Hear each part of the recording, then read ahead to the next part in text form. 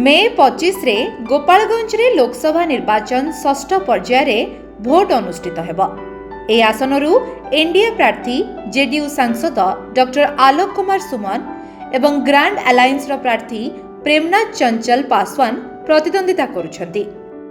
किंतु याहारी भितरे गोपालगंज रे एमिति एक वीडियो देखिबाकु मिलिछि जहा वर्तमान सोशल मीडिया रे खूब वायरल हेउछि। गोपालगंज कुचायकोट ब्लॉक रे अवस्थित श्यामपुर ग्राम निवासी पूर्वतन जिला परिषद सैतेन्द्र बठा तृतीय थर पई स्वाधीन भाव में लोकसभा निर्वाचन प्रतिद्वंदिता करुछंती। एथर से निर्वाचन प्रचार पई एक नियारा पद्धति ग्रहण करिसंती।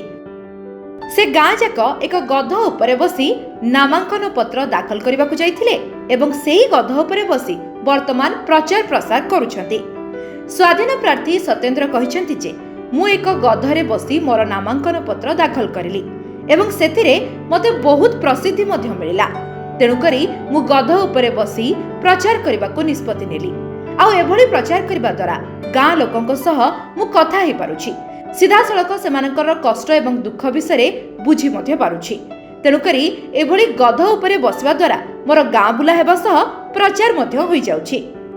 तेबे सोशल मीडिया रे एभली वीडियो वायरल हेबा परे किछि लोक ए वीडियो को मजाक उपाय रे नेउथुवा बेले आउ किछि लोक एहाको एक नूतन एवं नियारा पद्धति कहि तांको उत्साहित करिसंती।